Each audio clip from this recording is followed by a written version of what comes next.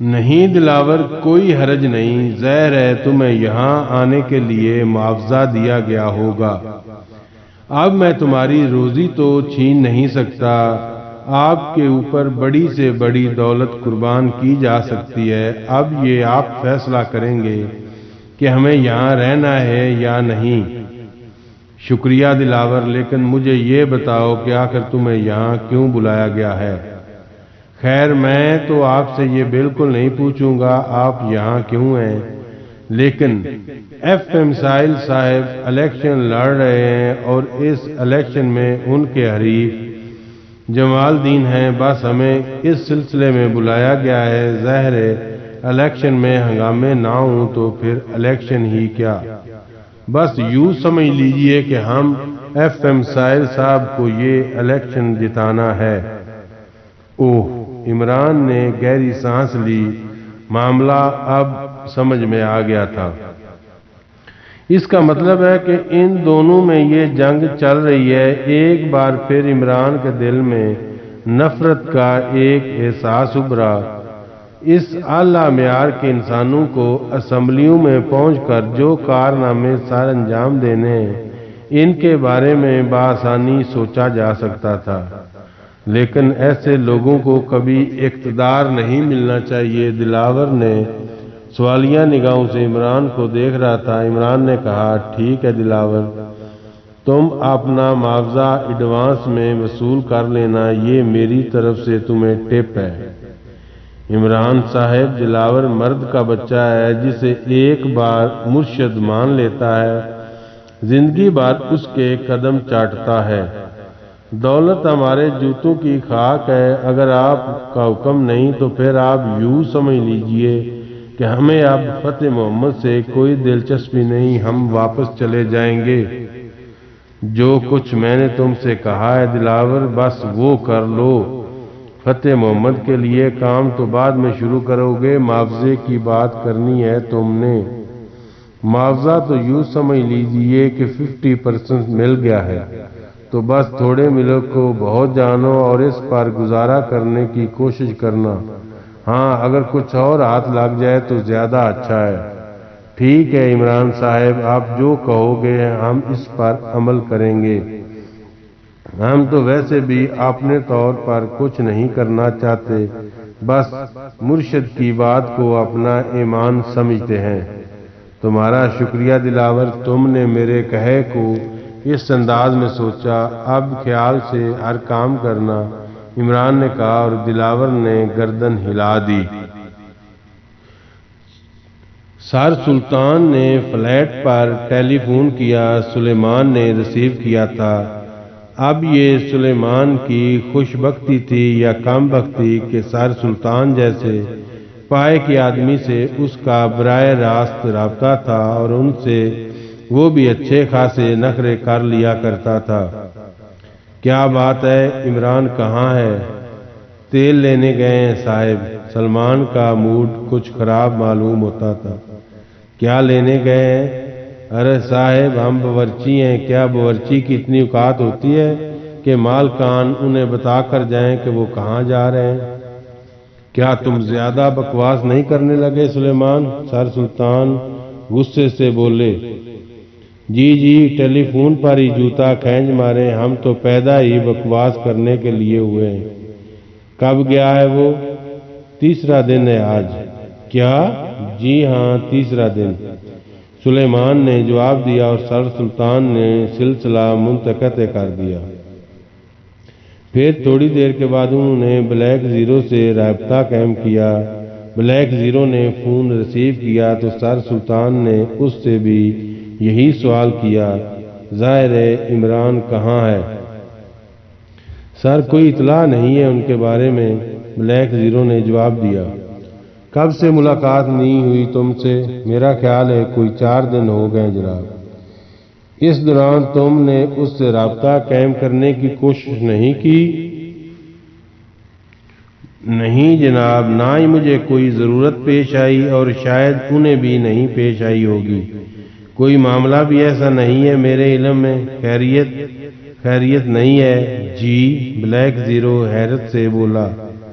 مجھے اس کی اشد ضرورت ہے، طاہر تم فوراً اسے تلاش کرو اور میرا رابطہ کرواؤ۔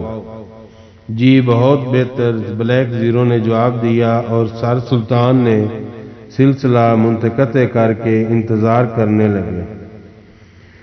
ویسے تو الحیات مبادی نے ان سے کچھ وقت طلب کیا تھا اور کہا تھا کہ تھوڑا وقت گزرنے کے بعد ہی سیکرٹ ایجنٹوں کو ہینی گانگ بھیجا جائے گا، لیکن سر سلطان بہرحال اپنے طور پر عمران سے اس سلسلے میں مشورہ کرنا چاہتے تھے تاکہ ایک مؤثر منصوبہ بندی کے تحت کارروائی آگے بڑھائی جا سکے، لیکن نہ جانے عمران کہاں تھا۔ کافی دیر تک وہ انتظار کرتے رہے۔ ان کا خیال تھا کہ شاید بلیک زیرو فوراً ہی عمران کو ٹریس آؤٹ کر کے انہیں اس بارے میں اطلاع دے گا، لیکن بلیک زیرو کا فون بہت دیر کے بعد موصول ہوا تھا۔ سر میں طاہر بول رہا ہوں۔ ہاں کہو۔ سر اتفاق ہے کسی بھی جگہ عمران صاحب کا پتہ نہیں چل رہا، کوئی بہت ہی ایمرجنسی ہو، اس کے لیے میری خدمات درکار ہوں تو براہ کرم مجھے بتا دیجیے۔ نہیں طاہر، ایمرجنسی تو بے شک ہے، لیکن میں عمران سے کچھ ڈسکس کرنا چاہتا ہوں۔ اب تم ایمرجنسی یہی سمجھو کہ جس طرح بھی بن پڑے اسے تلاش کر کے میرے پاس فوراً پہنچا دو۔ جی بہت بہتر، بلیک زیرو نے جواب دیا، اور سر سلطان پر خیال انداز میں گردن ہلانے لگا۔ بہرحال یہ اتنی اہم بات نہیں تھی، اس سے پہلے بھی عمران بیکاری کے اوقات میں اسی طرح گم ہو جایا کرتا تھا، لیکن بہرحال اسے ملنا چاہیے، کیونکہ الحیات مبادی کی دی ہوئی رپورٹس کے مطابق انہیں بہت سے ایسے معاملات عمران سے ڈسکس کرنا تھے جو بہت ضروری تھے۔ ادھر عمران ان دلچسپ معاملات میں پوری طرح ملوث تھا۔ بہرحال اب صورتحال پوری طرح کھل کر سامنے آ گئی تھی۔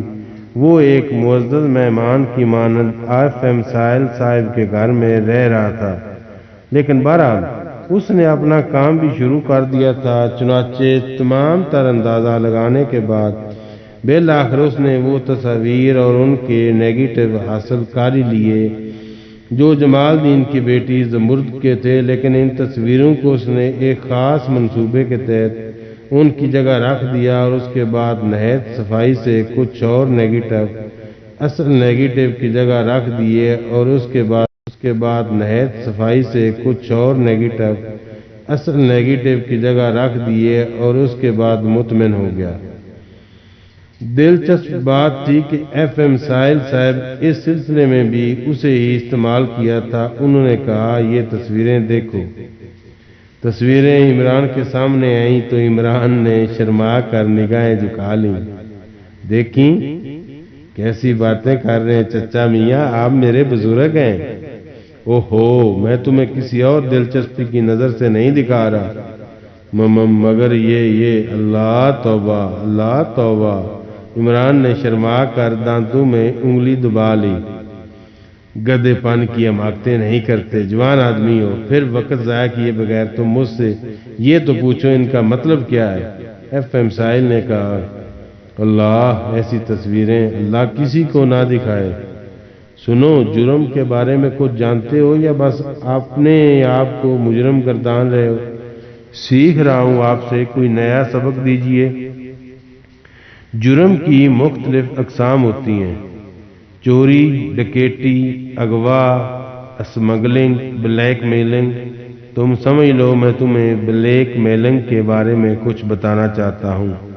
اچھا، عمران نے پرمسرت انداز میں کہا، پھر بولا، لیکن یہ تصویریں بند کر دیجئے ورنہ میں خود بلیک ہو جاؤں گا۔ اس نے شرما کر کہا، سنو، تم اس وقت اس لڑکی کو اغوا کیا تھا، اس کے بعد تمہارا یہ دوسرا سبق ہے، لیکن اس کے لیے بھی تمہیں اس شخص سے ملنا ہے۔ میری مراد جمال الدین سے ہے۔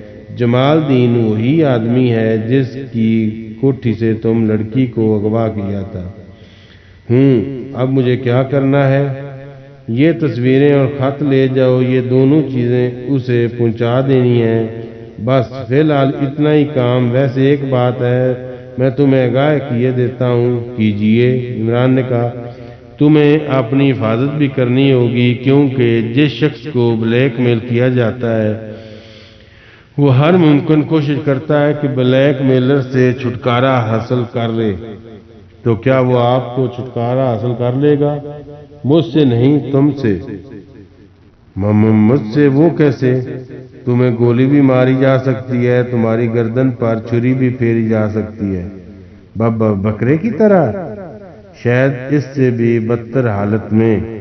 جمال الدین اتنا ہی خطرناک آدمی ہے۔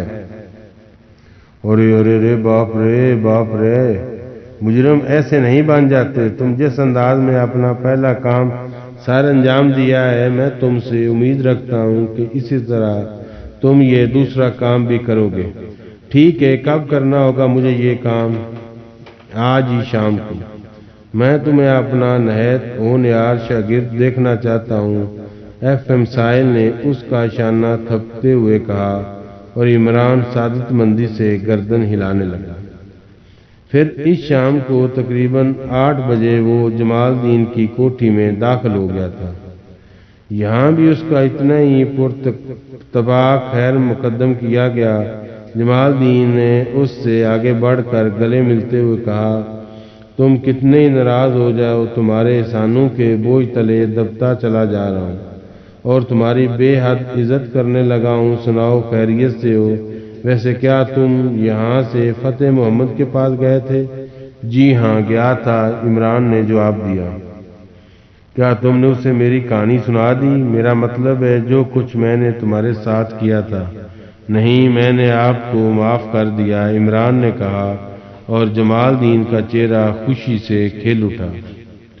یہ تمہارا ایک اور احسان ہے میرے اوپر۔ میں تو کہتا ہوں کہ تم اس کی بجائے میرے مہمان رہو اور میرے لیے جو خدمت ہو وہ بتاؤ۔ فی الحال تو میں ایک پیغام لے کر آیا ہوں آپ کے پاس۔ کس کا پیغام؟ ایف ایم ساحل کا۔ کس کا؟ ساحل کا؟ اچھا، وہی ایف ایم ساحل؟ جی ہاں، عمران نے جواب دیا۔ جمال الدین کے چہرے پر نفرت کے آثار ابھر آئے۔ پھر اس نے کہا، کیا پیغام ہے؟ اس نے یہ 2 لفافے دیے۔ عمران نے اطمینان سے تصویروں کا پیکٹ اور ایف ایم ساحل کا خط جمال الدین کے حوالے کر دیا۔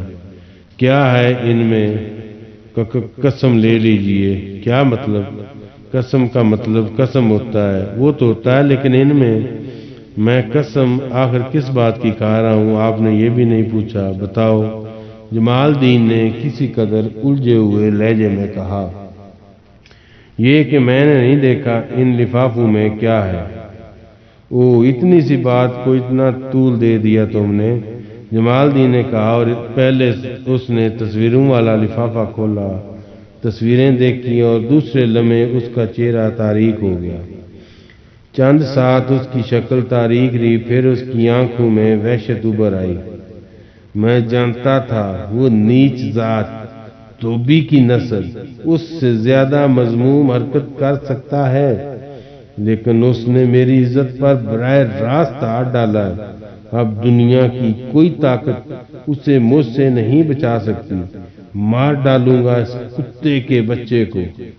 پھر وہ چونک کر عمران کو دیکھنے لگا اور گھرا کر بولا، اور تم؟ کیا تم اس کے ساتھ اس بلیک میلنگ میں شریک ہو؟ نہیں، ایسی کوئی بات نہیں۔ تمہاری ایک حرکت نے مجھے اس سے متعارف کرایا تھا سیٹھ جمال الدین، اس کے علاوہ میرا اس سے کوئی تعلق نہیں۔ ارے میں سب کو دیکھ لوں گا، ایک ایک سے نمٹ لوں گا میں، جمال الدین نے کہا، اور دوسرا لفافہ کھول کر اس میں سے رکھا ہوا پرچہ نکال لیا، اور ایک بار پھر اس کا چہرہ تاریک ہو گیا۔ کیا لکھا ہے اس خط میں؟ مجھے دکھاؤ، عمران نے کہا، لیکن جمال الدین نے کاغذ اس کی طرف نہیں بڑھایا۔ کافی دیر تک وہ خاموش اور ساکت بیٹھا رہا، اور پھر آہستہ سے بولا، اب وہ ان ہتھ کنڈوں پر اتر آیا ہے۔ کیا لکھا ہے اس پرچے میں؟ عمران نے پوچھا۔ تمہارے جاننے کی چیز نہیں، تمہاری مرضی، لیکن کیا اس کا کوئی جواب دینا ہے تم نے ایف ایم ساحل کے لیے؟ عمران نے کہا اور جمال الدین اسے گھورنے لگا۔ تمہیں معلوم ہے اس لفافے میں کیا ہے؟ کیوں نہیں؟ عمران نے جواب دیا اور جمال الدین اچھل پڑا۔ کیا مطلب؟ تمہاری بیٹی کی تصویریں ہیں اور اس پرچے کے بارے میں بھی معلوم ہوگا تمہیں۔ اب جب کہ تم مجھے اسے نہیں دکھا رہے تو میں کیوں کہوں کہ ہاں، ان تصویروں کے ذریعے تمہیں الیکشن میں اپنے حق میں دستبردار ہونے کا کہہ رہا ہے۔